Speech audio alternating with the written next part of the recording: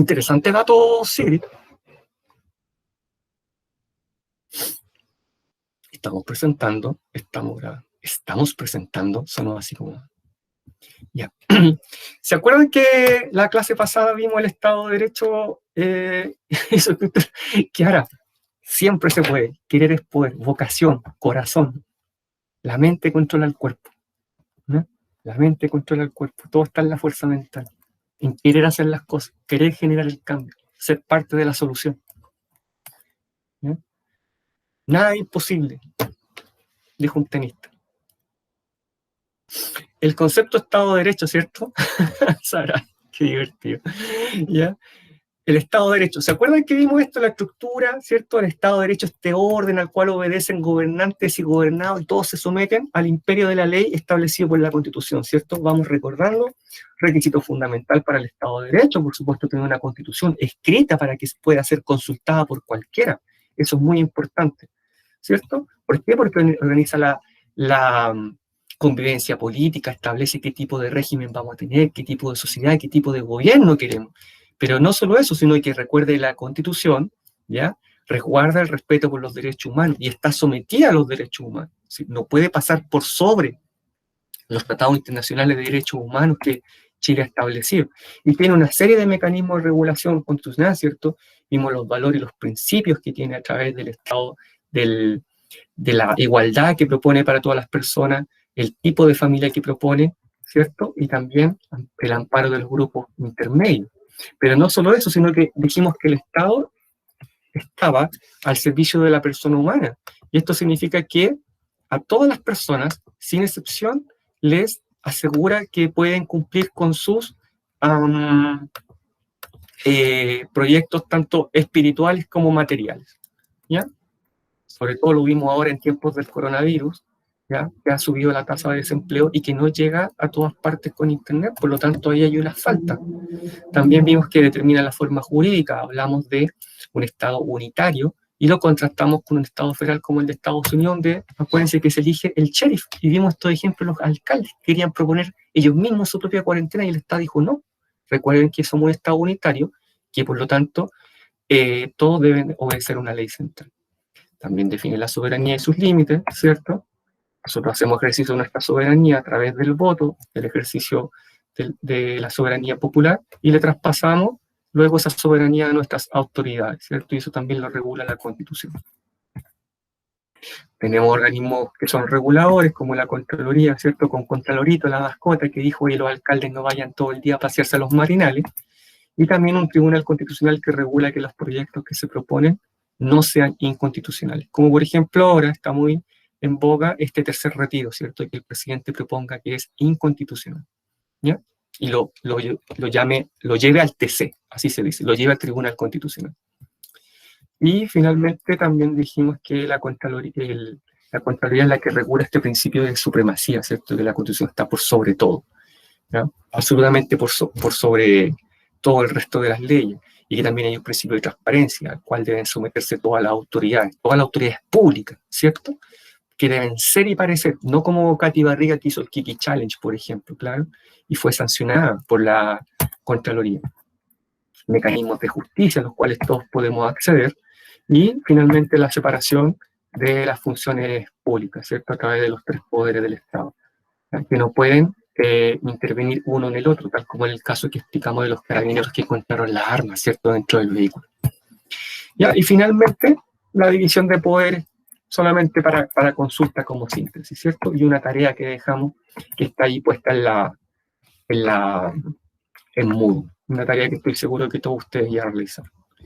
¿Ya? ¿Y qué vamos a ver hoy día? Hoy día nos vamos a dedicar exclusivamente a la función ejecutiva, eso que ustedes llaman los poderes del Estado, o que algunos llamamos los poderes del Estado a veces, llamamos funciones del Estado. Y hoy día vamos a ver la función ejecutiva, pero en detalle y a partir principalmente de la crítica, ¿ya? Ojo, de la crítica. Así que comiencen a generar sus críticas desde ya. Objetivo de la clase, analizar la función ejecutiva del Estado. Preguntas: ¿cuál es la función ejecutiva del Estado, profe? ¿Y quién la dirige? ¿Y cuáles son sus atribuciones? Esto es lo que vamos a ver hoy día. ¿Ya? La separación de funciones del Estado está asegurada en la Constitución de la República. Miren, artículo 7 de la CPR, Constitución Política de la República, Los órganos del Estado actúan dentro de las competencias que establece la ley para cada uno de ellos. ¿Ya? Ahí está, asegurado. Los órganos del Estado actúan dentro de las competencias que establece la ley para cada uno de ellos. O sea, no pueden intervenir uno dentro de otro. Distribuir y controlar el ejercicio del poder político. Esa es la finalidad, ¿ya? Porque no puede ser como el monarca absoluto que tenga todo el poder en una sola persona. Recuerden que todo esto surge como oposición y resistencia a la monarquía absoluta, ¿ya? Y esta es la función ejecutiva, la función legislativa y la función judicial, ¿ya? Que a veces las conocemos como los poderes del Estado. A mí me da lo mismo, que me hablen de función o de poder, a mí me da lo mismo, y por supuesto para la prueba también, ¿ya? ¿Cuál es la función ejecutiva? La que está a cargo de tomar decisiones para la dirección del Estado. Tenemos un presidente, ¿cierto? Están todos los presidentes que hemos tenido desde la transición, ¿cierto? Tenemos un presidente, y ese presidente tiene todo un aparato de gobierno, ¿cierto? Entonces, cuando hablamos del gobierno, estamos hablando de el ministro, el subsecretario del ministro, el secretario regional ministerial, ¿cierto? Los seremi, el intendente, el gobernador, ¿cierto? El alcalde, el concejal, ¿cierto? Todos ellos pertenecen a este aparato de gobierno. Algunos son elegidos democráticamente, otros son elegidos por el presidente porque son cargos de confianza. Por ejemplo, los ministros, por ejemplo, el intendente. Y hasta esta elección eran los gobernadores. Bueno, gobernadores, alcaldes y concejales son elegidos democráticamente por todos nosotros. El presidente, al que está a cargo de la función ejecutiva, y que en Chile le llamamos presidente, en otros países tienen diferentes denominaciones. Por ejemplo, el jefe de Estado, ¿cierto? Jefe de gobierno, o a veces primer ministro en el caso de algunas monarquías. Por ejemplo, en Inglaterra, ¿ya? El jefe de gobierno es la reina Elizabeth II y el jefe de Estado es el primer ministro, ¿cierto? Boris Johnson, ¿ya? Pero en Chile le damos presidente, ¿ya? El presidente, la presidenta, ¿ya?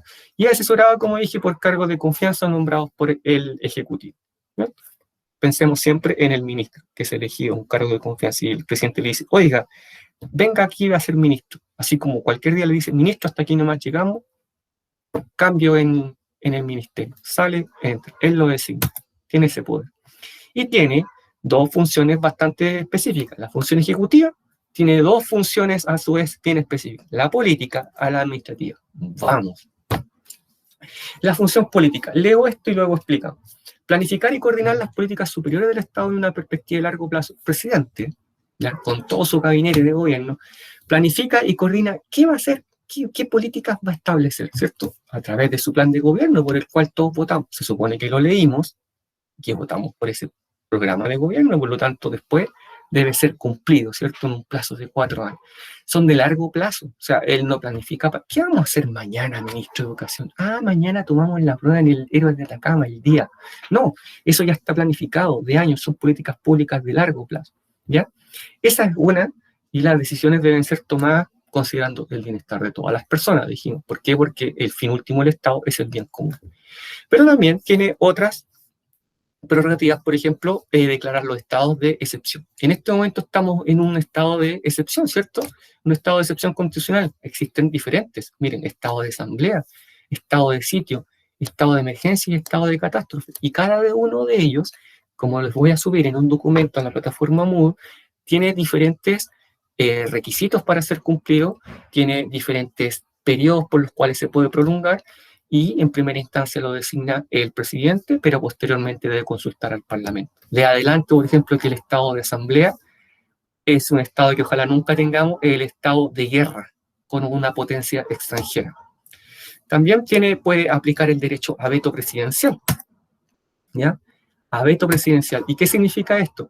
Mira, ahí tenemos, decreta estado de catástrofe nacional en medio de emergencia del coronavirus. Entonces eso tiene atribuciones especiales. Por ejemplo, puede suprimir algunas libertades fundamentales a través del toque de queda. En Chile tenemos libertad de movimiento, de tránsito, sí, pero el presidente ahora la puede limitar con este estado de excepción desde las 10 de la noche hasta las 5 de la mañana.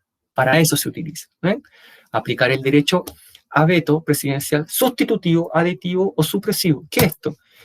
El Parlamento, ¿ya?, establece una ley, la termina, la finiquita, y la tiene que enviar para la firma del presidente. El presidente la puede vetar, ¿ya? Y la puede vetar para sustituir, ¿ya? Sustituirla, para agregarle algo, agréguenle algo, sustitutivo, sustituyan esto en la ley. Aditivo es agreguen esto que yo quiero agregar. Y supresivo es suprimir esa ley, ¿ya? Es una de las funciones que tiene el presidente dentro de la función pública, ¿ya? El derecho a veto. Suena como algo negativo, pero algunas veces también puede ser positivo. Mire, presidente Piñera anuncia veto para corregir ley de permiso de circulación, ¿ya? ¿Ya? Se estableció una ley para que se pagara el permiso de circulación en una fecha posterior, ¿cierto? Por motivos del coronavirus. Pero esto iba a generar intereses, ¿ya? Intereses y multas. Por lo tanto, el presidente pidió que se corrigiera para que no se pagaran esos intereses y multas. Por ejemplo, ¿ven? Ahí está el ejercicio del derecho a veto. También tiene el derecho a otorgar indultos presidenciales, ¿ya? Una persona, por ejemplo, cuando había pena de muerte en Chile, el presidente podía indultar al condenado. Y de hecho el presidente Frei indultó a una persona, ¿ya? Ahí está. Concedió indulto a condenado a muerte. Esto pasaba en Chile. Una persona fue condenada a muerte por matar a un niño de 9 años, violarlo y matarlo. Cupertino Andaur. Fue condenado a muerte, a ser fusilado. Y el presidente Frei le perdonó la vida. Anteriormente, en el gobierno de Elwin, también había surgido indultos. Pero mire Chile, presidente Piñera, concede indulto general conmutativo a causa de la enfermedad COVID-19 en Chile. ¿En qué consistió este indulto?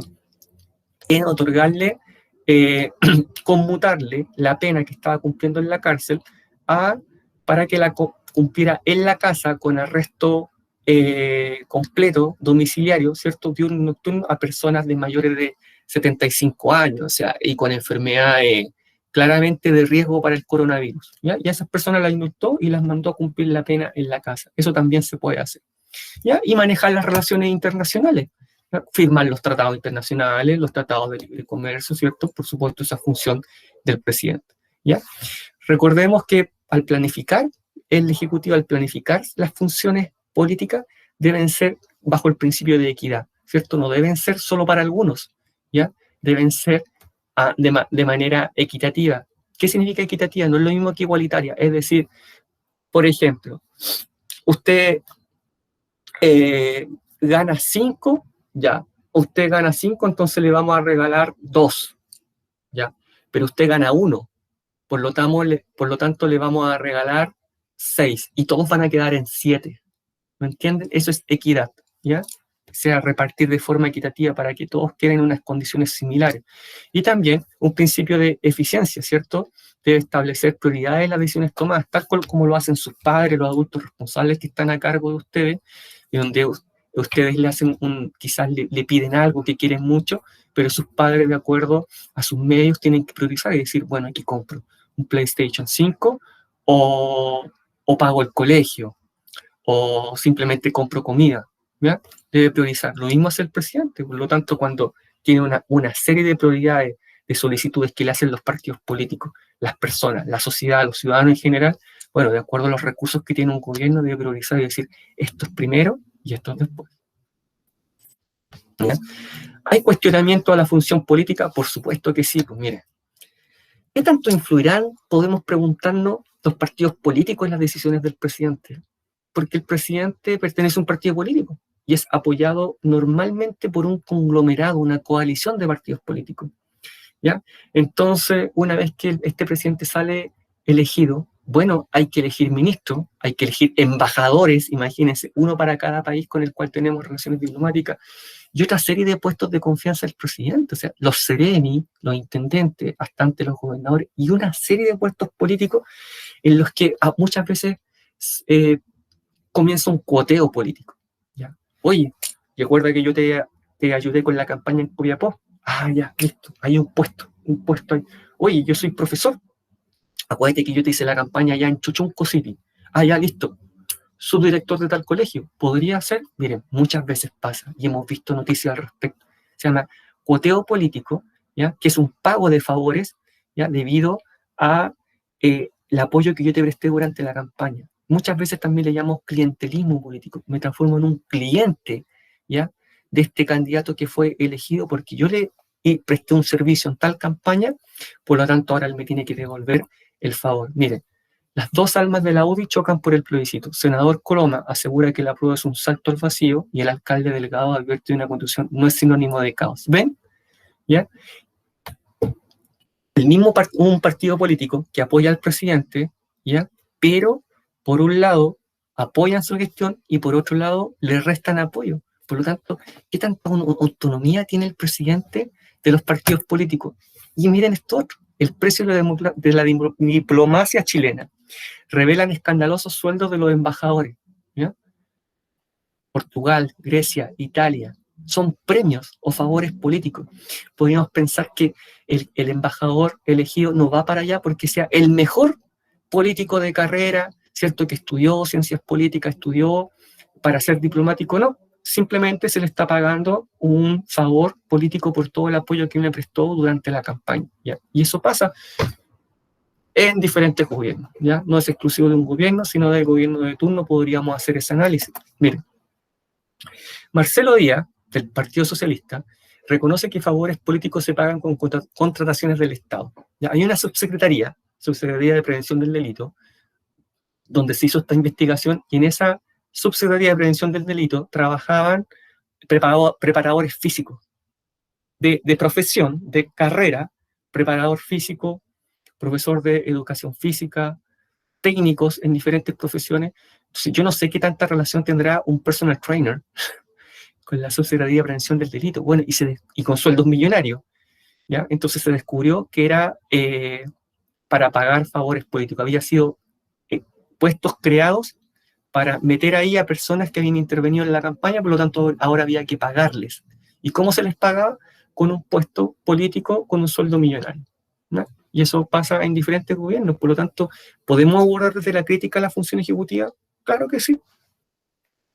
Ustedes podrían dejarme en los comentarios si es que tienen otra crítica que se les ocurra a la función ejecutiva. Y recuerden que estas láminas pueden salir en la prueba porque ya saben cómo son las pruebas del profesor. Ministra del Trabajo, no tenemos forma de obligar al empleado.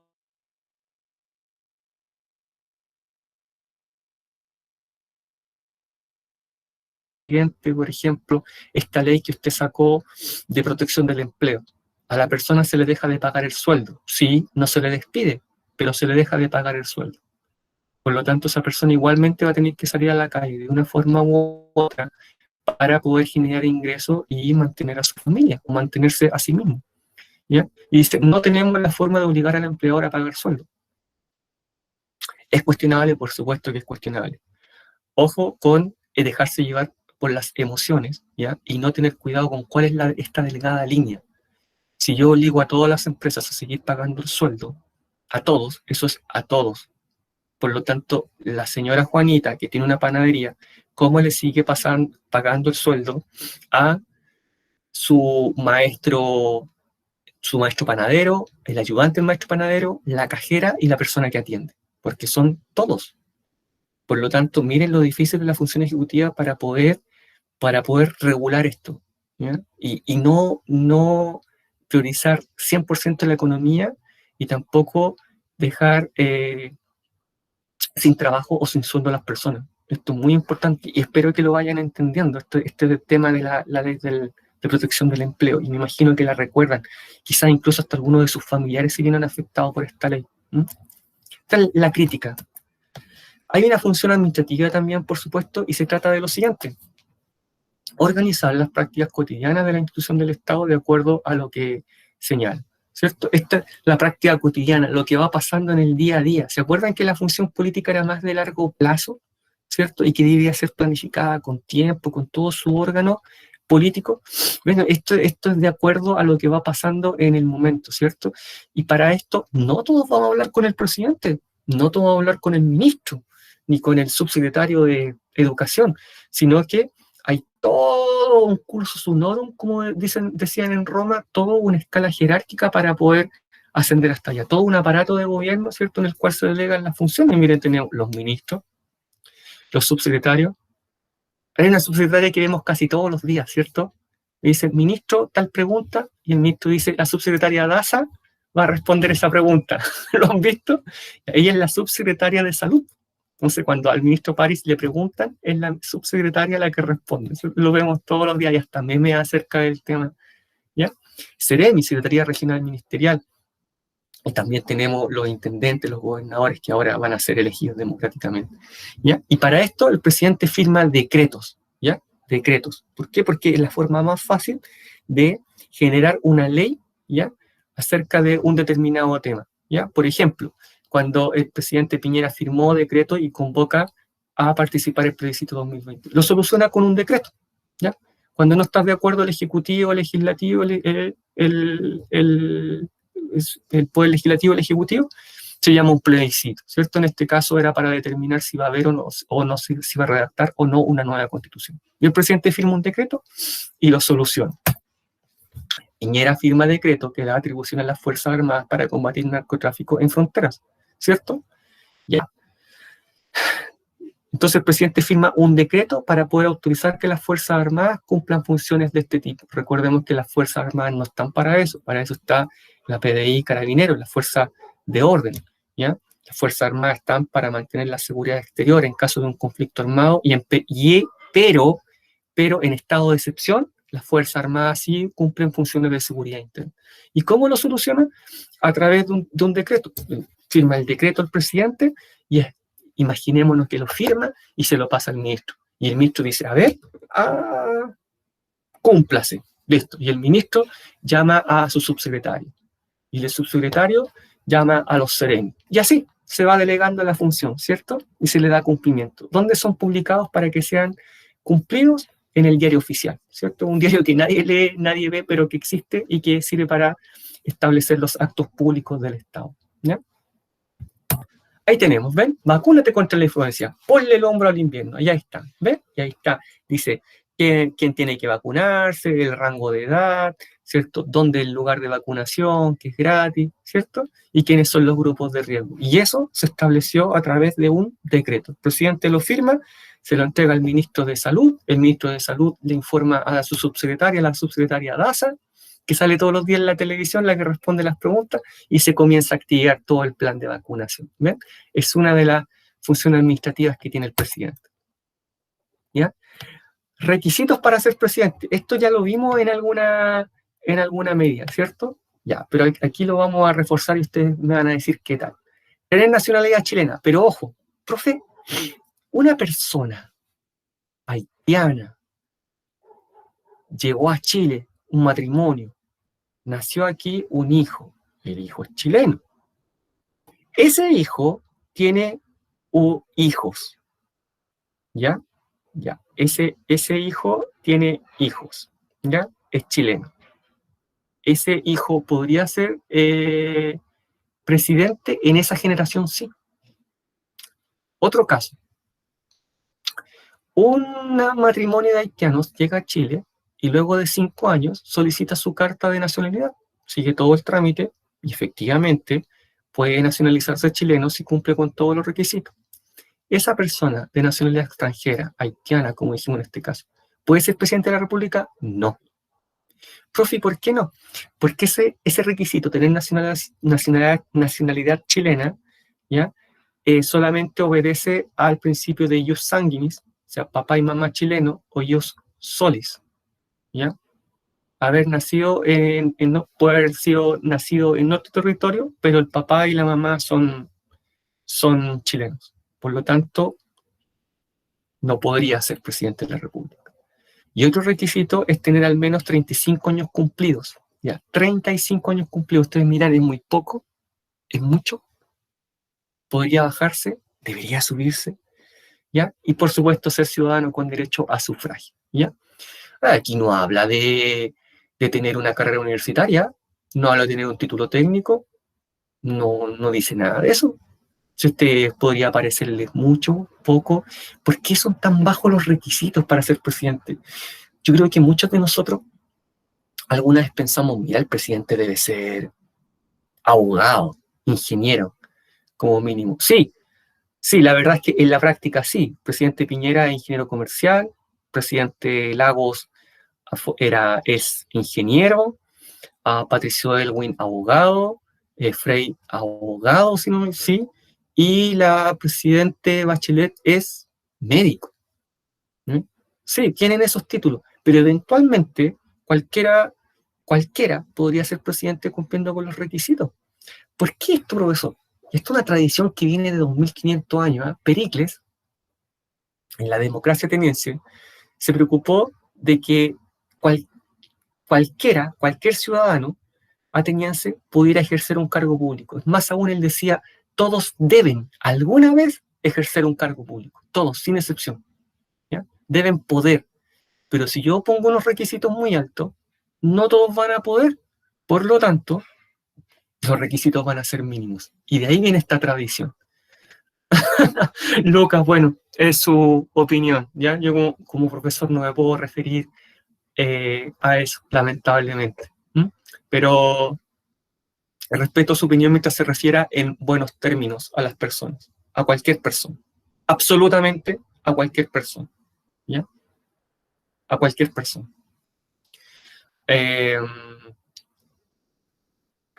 Bueno, díganme, usted ahí, alguien me podría dejar un comentario, si le parece que es mucho o poco el requisito. Alguien podría decir, ¿sabe qué, profe? Debería ser presidente desde los 21 años de edad, incluso desde los 18.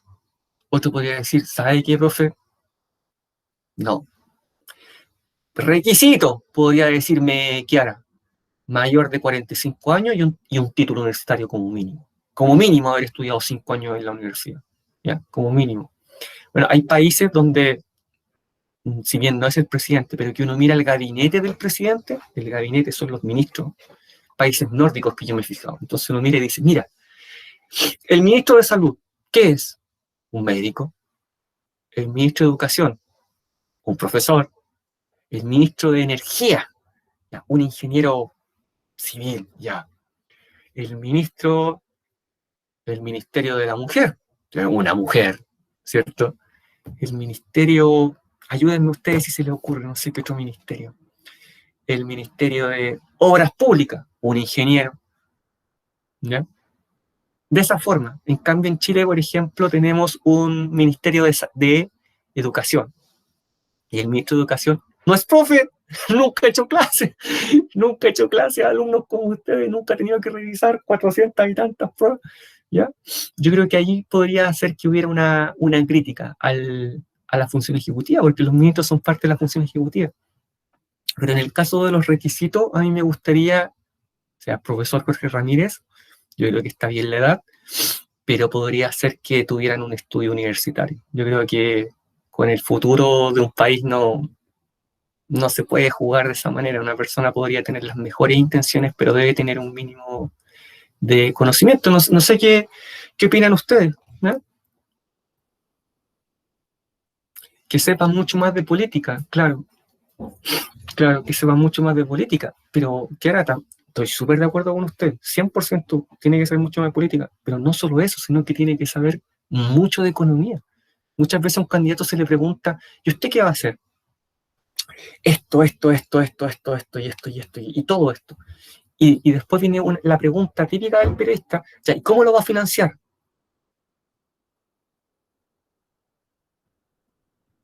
Eso. Eso es como el meme, ¿cierto? Como el típico video meme. ¿Cómo lo va a financiar?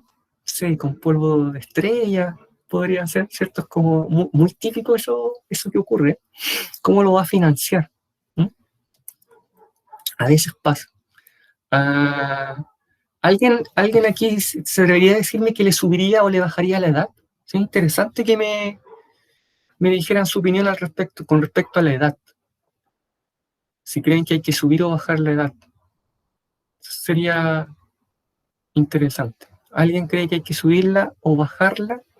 O simplemente mantenerla, no me diga nada, pero si subirla o bajarla. O el requisito del estudio. Tendría que ser, porque en este momento no hay ningún requisito, y si pudiera ser requisito, un título técnico. Y otros de ustedes dijeran, no, debe ser un título universitario. Como mínimo 5 años en la universidad. Podría ser. Ahí está la pregunta. Son muy básicos estos requisitos y con respecto a esto podría aparecer algo en la prueba, por ejemplo. Que argumentaran su opinión, así como le gusta al profesor. Ya. Atribuciones del presidente. Entonces, vamos haciendo la síntesis, ¿cierto? Funciones políticas administrativas. Convocar a plebiscito, ¿cierto?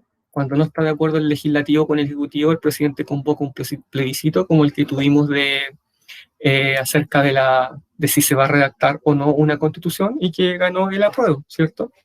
Nombrar cargos de confianza exclusiva, nombra a los ministros, nombra a los seremi, todos los cargos de confianza del presidente que no son elegidos democráticamente. ¿Ya? Desde ya recuerden siempre los ministerios. Designar comandante en jefe de la Fuerza Armada, los comandantes en jefe de la Fuerza Armada, el comandante en jefe del Ejército, el comandante en jefe de la Fuerza Aérea, el comandante en jefe de la Armada, el general director de Carabineros, ¿ya? Y el director de la Policía de Investigaciones no son elegidos democráticamente. Son designados por el presidente y el presidente también los puede remover porque son cargos de confianza. Declarar los estados de excepción, ya como mencioné, ya en el cual todavía estamos en uno, son 4. Conducir las relaciones internacionales, el encargado, ¿cierto?, de la diplomacia, de firmar tratados internacionales, de llevar a cabo las políticas que va a emprender nuestro país cuando somos demandados, por ejemplo, en una corte internacional por demandas territoriales, como lo ha hecho Perú, como lo ha hecho Bolivia, ¿ya? Y también otorgar indultos, como ya vimos, a través del indulto a las personas que estaban enfermas de coronavirus en la cárcel, que cumplían ciertos requisitos. Bueno, esas personas fueron enviadas a sus domicilios para que cumplieran ahí la pena que se le había otorgado. Y que también en tiempo pasado, por ejemplo, en el gobierno de Frey y de Elwin, se indultaba por la pena de muerte. ¿Ya? Se indultaba por la pena de muerte. Les pregunto, ¿en este momento en Chile tenemos pena de muerte en algún caso? Buena pregunta. No, no, no, no. Si alguien piensa un poco más, podría llegar a pensar, profe, parece que en este caso sí. O alguien más me dice que no nomás. Interesante. ¿Ya? 3 me dicen que no, que están muy atentos a la clase. Kiara, Lisette y Saray me dicen que no hay pena de muerte. ¿Alguien me podría decir que sí? Que si lo piensa mejor. Ya. Artículo 245, 46 y 47 del Código de Justicia Militar de la República de Chile. ¿Ya? ¿Ya? No lo voy a decir literal, pero lo voy a parafrasear. ¿Ya? Aquel soldado al cual se le ordene cargar contra el enemigo y éste se niegue, provocando el desbande, ¿ya?, de la tropa a su cargo, podrá ser ejecutado en el momento, por cualquiera, por el primero que lo ve, ejecutado en el momento, ahí, en el acto, en el campo de batalla, sin ningún problema. Y eso no está derogado. No está derogado. Así como también ese Código de Justicia Militar también indica otra serie de posibilidades mediante el cual se puede aplicar la pena de muerte a miembros de las Fuerzas Armadas. ¿No lo sabían? Ahora lo saben y lo pueden comprobar ahí en el Código de Justicia Militar. ¿Ya? Y también tiene funciones legislativas. Yo sí algo sabía de eso. ¿Ve? Que ahora sí, algo. Sí, de repente uno escucha por ahí. Escucha ahí por ahí, ¿hoy la pena de muerte para los militares? Sí. Pero en esas condiciones, o sea, tiene que haber una guerra. Sí, tiene que ser en el campo de batalla.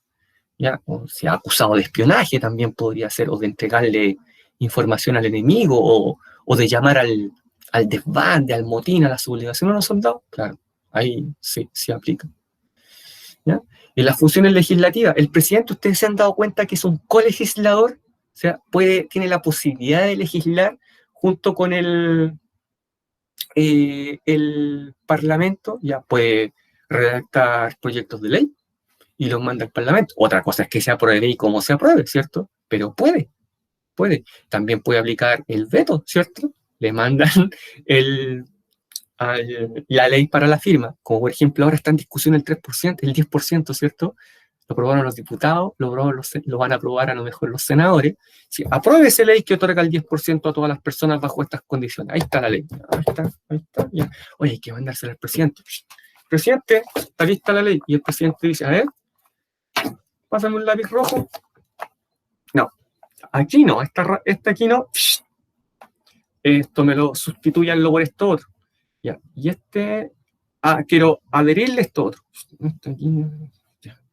O simplemente no, se rechaza. El presidente puede hacer eso y regresa nuevamente a discusión a la Cámara Baja y a la Cámara Alta. Por lo tanto, es un legislador. Miren las atribuciones que tienen, qué importante y qué interesante esto. ¿Ya? Ya, no puede intervenir en la discusión, o sea, el presidente no está ahí en el Parlamento, no tiene nada que hacer en el Congreso, armando la ley, armando así, oye, anótate esto, escríbete esto de más allá, pásame un lápiz rojo. No participa, solo cuando le llega, solo cuando la ley está armada, está lista para la firma, ahí le llega al presidente. Entonces, ahí el presidente puede vetar. Y también recuerden que puede mandar proyectos, es decir, pongo verdadero y falso. Función legislativa, el presidente de la República de Chile es un colegislador porque bla, bla, bla, verdadero o falso. Y no se caigan en esas cosas, está aquí en la diapositiva, por favor, para la próxima, puros 7. Y ahí también dijimos que puede dictar decretos con fuerza de ley sin consultar al Congreso, ¿ya? Como ejemplos que vimos anteriormente. El presidente firma el decreto con fuerza de ley y eso es efectivo, y no tiene que consultar al Congreso. Por supuesto, no hay algo que haga en materias que competen a toda la sociedad chilena y que podrían causar un gran descontento social. Por ejemplo, decreto para vacunarnos contra la influenza. ¿Quién le va a decir que no? Nadie, pues si es para el bien de todos nosotros, ¿ya?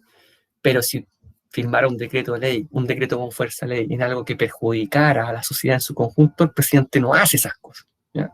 No recurre al decreto de ley para ese tipo de determinación. Y todo esto, entonces, nos puede decir que la bandera presidencial, ¿cierto? La bandera de Chile, con el escudo al centro, le llamamos bandera presidencial. Solamente está izada en el Palacio de la Moneda y en los edificios públicos en donde se encuentra el presidente, donde se encuentra él. ¿Ya? Va para allá y se iza la bandera presidencial. También va en el auto. En el auto en el que va el presidente también va la bandera presidencial con él. Ya es de un fuerte presidencialismo esta función ejecutiva, la atribución del presidente. Se tiene muchas atribuciones con respecto a otros países, a otros gobiernos, a otras repúblicas, donde no tiene igualdad, esta tan gran cantidad de atribuciones, incluso a nivel latinoamericano, el derecho a veto, a declarar estado de excepción, la primera vez sin consultar al Parlamento, ¿cierto? Nombrar tantos cargos de confianza de manera exclusiva, ¿cierto? De otorgar los indultos, de firmar estos decretos con fuerza de ley y de intervenir como colegislador. No todas las repúblicas se da de la misma manera. ¿De dónde viene esto? Esto es un resabio que tiene más de 100 años, más de 150 años. Todos ustedes deben recordar a Diego Portales, ¿cierto? Diego Portales decía que el presidente debía gobernar como un rey sin corona, ¿ya? La figura del ejecutivo debe estar allá arriba, ¿ya? Y él debe gobernar como rey, ¿cierto? Y poder pasar por sobre todos los otros poderes del Estado. Si pensaba Portales, 1830, 33 con la Constitución del 33, ¿ya? Y desde ahí viene este fuerte presidencialismo, ¿ya? Que el único periodo en el que esto ha cambiado es durante la República Parlamentaria, ¿cierto? 1891-1925. Pero nuevamente se retoma, una vez finalizado ese periodo histórico de Chile, este fuerte presidencialismo que está hasta nuestros días. Miren todas las atribuciones que tienen, ¿ya? Miren. Y finalmente es como la gran síntesis que tenemos acerca de la división de poderes del Estado de Chile, y en este caso el poder o función ejecutiva. Y esto es muy útil para la prueba, ¿ya? Mira, tenemos a la izquierda las atribuciones especiales del presidente, ¿cierto? Algunas, ¿cierto? Es una síntesis. Participar como colegislador, convocar a plebiscito, remover a algunas autoridades de gobierno, ¿cierto? ¿Cuál es su función? Gobernar y administrar el Estado como jefe del Estado. Y están los principales requisitos. El sistema de elección, ¿cierto? Lo vamos a ver más adelante, pero el sistema de elección sabemos cómo es, ¿cierto? El presidente en Chile elegido por mayoría, ¿cierto? Por mayoría tiene que haber una mayoría. Si pueden haber 10 candidatos en la primera vuelta, ¿cierto? Pero aquel que sea elegido tiene que ser elegido por el 50 más 1. Si no es elegido por el 50 más 1, porque hay 10 candidatos y uno saca el 12%, otro el 9%, otro el 13%, otro el 15%, como ocurrió hace poco en Perú. No sé si supieron, pero bien, me parece que habían 18 candidatos. Por lo tanto, los que pasaron a la segunda vuelta pasaron uno con el 13% y el otro con el 9%. ¿Ya? Lo mismo ocurre en Chile. ¿Ya? Si hay muchos candidatos para presidente el día de elección, no va a haber mayoría absoluta. ¿Ya? Incluso si hay pocos, no va a haber mayoría absoluta. ¿Ya? Entonces van a pasar las dos primeras mayorías. Uno pasó con el 30% y el otro con el 35%. Por lo tanto, en un mes más se hace una segunda vuelta entre esos dos candidatos. ¿Ya? Y todos vamos a votar nuevamente. Y esos candidatos hicieron una campaña para convencer a los que habían votado por los otros candidatos que no pasaron a segunda vuelta para que voten por él. Y generar alianzas con los partidos políticos que apoyaron a los candidatos que no pasaron a segunda vuelta para que ahora le presten su apoyo y sean parte de su campaña y poder ser elegidos. Por lo tanto, vamos a segunda vuelta y ahora esos dos candidatos solamente compiten. ¿Quién gana? El que saca más votos. Así nomás. ¿Ya? Así nomás. Es el que saca más votos. Y ese es elegido presidente. Y abajo también está muy bien explicado. ¿Ven? Resultará electo el candidato que obtenga el mayor número de votos. ¿Ya? Esta es la gran síntesis. Y, por favor, ya saben cómo pregunta el profesor. ¿Ya? Ya saben lo que pregunta, cómo es la configuración de la prueba. Eso ya está, eso no va a cambiar. ¿Bien? Tenemos nuestra síntesis que ya la acabo de hacer a través de nuestra diapositiva anterior. ¿Ya? Acá tenemos otra síntesis de los tres poderes del Estado o tres funciones del Estado, de que las vamos a ir viendo clase a clase. Y finalmente aquí tenemos nuestra actividad que ya está colgada en Moodle. ¿Ven? ¿Consideras que las atribuciones de la función ejecutiva son excesivas y que deben estar sometidas a mayores regulaciones? Lo que hablamos toda la clase. ¿Ya? ¿Son excesivas? ¿No son excesivas? ¿Debe ser más regulada la función ejecutiva, las atribuciones que tiene el presidente? ¿Sabe qué, profe? ¿Sabe qué, profe? A mí me gustaría que el presidente tuviera esta atribución. O me gustaría que se le quitara esta atribución. Porque si yo fuera presidente, también, también, también sirve ese recurso. Fundamenta a través de dos ideas principales y una crítica personal. Por favor, lean bien eso. Muchas veces me llega la respuesta, por ejemplo, con las dos ideas principales, pero ninguna crítica personal. O una idea principal y una crítica personal. Eso es lo que yo estoy pidiendo, y eso es muy sencillo. ¿Ya? Vuelvo aquí, ¿ya? Y les pregunto, dudas, preguntas, consultas para poder regresar a la diapositiva y explicar la tarea, explicar cualquier cosa del contenido.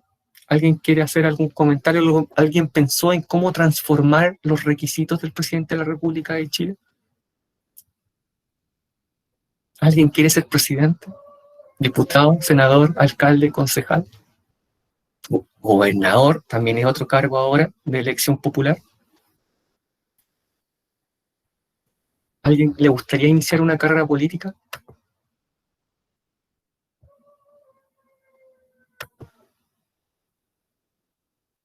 ¿O no?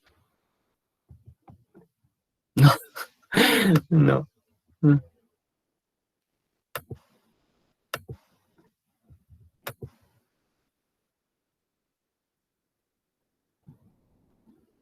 Solo por el money.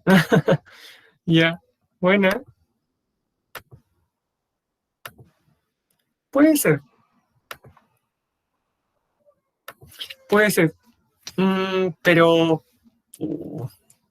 la verdad es que no. La verdad es que no. Sí, Martín, súper interesante lo que usted dijo, porque usted está incurriendo en la falacia de la generalización indebida. Está siendo inductivo, ¿ya? Porque está englobando a toda una gran cantidad de personas en una sola categoría. Profe, me gustaría comprar Venezuela. Los comentarios de ustedes son muy, muy entretenidos. Soy un generalizado, está bien. ¿No? Les recuerdo finalmente esto de la prueba, para que mañana nos juntemos a la hora indicada aquellos que deben prueba y los que deben la prueba de historia, que por favor la hagan. Y si me necesitan, recurran a mí, me mandan un correo, pero simplemente la hagan. La prueba está ahí abierta. No así la de educación ciudadana, porque esa va a estar abierta mañana. ¿Qué mencionó? Es que se me sale por el internet. Saray, pero con algún tema específico. Bueno, Saray, primero pregunté si querían ser políticos, presidente, algo. Y en segundo les dije que recuerden que los compañeros que no han rendido la prueba, Educación Ciudadana es mañana a las 3 de la tarde. Y yo voy a estar ahí en el enlace por si alguien quiere entrar. Si no entra, no importa, la prueba va a estar liberada, lo importante es que lo haga. Le ruego que lo haga. Le ruego que lo haga, ¿ya? Para no andar después jugando al corre que te pillo, por favor, haz la prueba, ¿ya? El tiempo se nos acaba. La evaluación es formativa, por favor envíela. En este curso a muchos les fue mal en la prueba, por lo tanto recurran a esas evaluaciones que les podría facilitar subir la nota. Y la prueba de historia, también los invito a realizarla cuando ustedes quieran. La prueba está disponible, está abierta, y si me necesitan, escríbanme y yo a la hora que sea los voy a atender. Constanza, la campana de Gauss. Hay pruebas muy buenas, pruebas muy malas y pruebas muy más o menos. ¿Ya? ¿Alguien tiene más preguntas con respecto a cualquier tema? Profe, ¿Ya? Dígame. la evaluación que dejó ahora para como tarea 20 de ya mayo. está habilitada, ¿no es cierto? Sí, 20 de mayo. Ahora, ¿por qué 20 de mayo? Porque establecí una fecha límite para todo. Las 3 actividades el 20 de mayo. O sea, este profesor en este momento tiene planificado que el 20 de mayo cierra esas actividades y comienza a calificar con la nota mínima. Lo mismo que tengo establecido para este 23 de abril. Constanza, yo solamente estoy esperando el vamos de mi jefe, ¿ya? Para mandarle las notas en un Excel, la voy a subir en una carpeta a Moodle. Pues tengo todo corregido, no me falta nada. Todo lo que me llegó de todos los cursos está corregido, sin excepción, ¿ya? Entonces ustedes van a poder ver las notas, poder decirme, profe, me faltan 2 notas formativas, ya la hago. O profe, yo se la mandé y aquí no está la nota.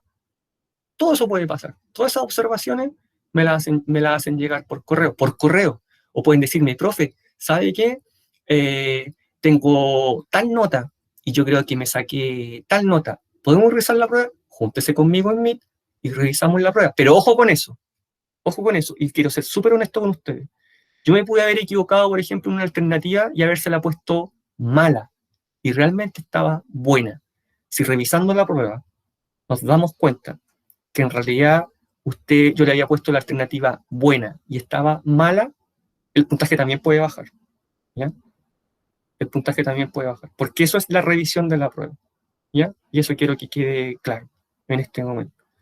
Entonces, si alguien sospecha de su prueba, no tengo ningún problema y quiero ser transparente con eso. Hágalo con tiempo, porque yo voy a dar un plazo y no puedo esperar más, ¿ya? Yo tengo que tener todo publicado el 30 de abril, todo, en full college, publicado, para que sus apoderados puedan ver la nota, ¿ya? Ya. Desde ya les digo que las pruebas, las respuestas de desarrollo, fueron, y espero que confíen en este profesor, las respuestas de desarrollo fueron muy, muy bien calificadas. Muy bien calificadas, ¿ya? Pero con respecto a alternativas, verdadero y falso, y lo otra, y las de emparejamiento, no se puede rescatar puntaje si está mal. No, espero que comprenden eso. O sea, si está mala la alternativa, no hay cómo rescatar algo de puntaje. En cambio, si yo leo bien una pregunta de desarrollo, podría yo llegar a comprender un trasfondo que el alumno quiso transmitir, ¿ya? Y aplicar un buen puntaje. Al menos así corrijo yo. ¿Ya? Me doy ese tiempo. No sé si me explico. ¿Ya? Por lo tanto, ojo cuando alguien quiera revisar una prueba. ¿Ya? Perfecto. Se pasa. Muchas gracias. ¿Alguien tiene alguna duda, pregunta o consulta? Y ojo, que la batalla no está perdida. Está en la evaluación informativa. Aún así, profe, me saqué un rojo. Queda una prueba número 2 y una prueba número 3. ¿Ya? Esas pruebas van a tener 1 hora 30. Y además, esas pruebas van a ser de la misma estructura. Por lo tanto, ustedes ya saben cómo responder, ya saben cómo estudiar, ya le he dado todas las indicaciones, tienen el material disponible. Lo que pasa es que en esta prueba hubo un exceso de confianza. ¿Ya? No hubo el estudio, no me lo pueden negar, no hubo un estudio adecuado. Algunos me confesaron que estudiaron el fin de semana. ¿Ya? Y eso no puede ser. Como mínimo, yo tengo que saber que si me preguntan del comercio justo, voy a la presentación del comercio justo. ¿Ya? Porque también tengo que desarrollar investigación. O ir a la punta del comercio justo. Yo cuando di alguna vez una prueba de este tipo, me parece que di una en 5 años, yo tenía alrededor mío lleno de papeles, lleno de papelitos.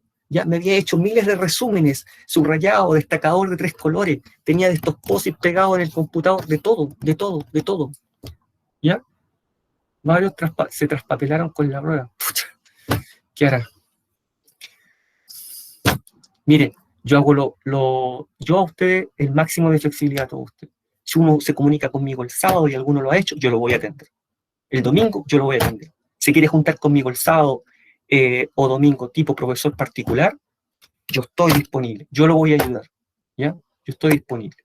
¿Ya? Pero si nadie recurre a mí, nadie me pregunta cómo hacerlo con la formativa. Si nadie quiere, pucha, lamentablemente, yo digo, aquí hay algo que pasa. Porque la ayuda, la disposición está ahí, está ahí, está ahí. Díganme qué otro profesor les dice, conéctese conmigo el sábado y domingo. Por favor, díganmelo. Díganmelo. Aquí estoy yo. Aquí estoy yo. Yo nunca lo voy a dejar caer. ¿Cuándo cae usted? Cuando me entrega la prueba. Ahí está. Ahí ya no hay vuelta atrás. Es el punto de inflexión. Pero antes de eso yo no lo voy a dejar caer. Si usted me dice, profe, pucha, sabe que tengo este problema, usted me puede iluminar el camino de la evaluación formativa. Aquí estamos. Aquí estamos. El sábado, el domingo, porque a lo mejor usted no tuvo tiempo durante la semana, fue donde el abuelito a conectarse. Aquí estamos. Aquí estamos. ¿Ya? Pero en la prueba, ya cuando está ahí, no. Ya no hay mucho más que hacer. ¿Ya? Perfecto, se pasaron. Si no hay más dudas, preguntas, consultas, me las pueden seguir haciendo por correo. Si alguien se quiere quedar conmigo a conversar algún tema, también me lo dice. Lo espero mañana a los que faltan de la prueba. Y la prueba de historia está abierta. Métanse, desarrollenla o me consulten. ¿Ya? En un horario, ojalá después de las 6 de la tarde. Perfecto. Hasta la siguiente clase. Nos vemos. Que estén muy bien. Chao, Fran. Chao, Giovanni, Pilar, Lucas. Que le vaya muy bien.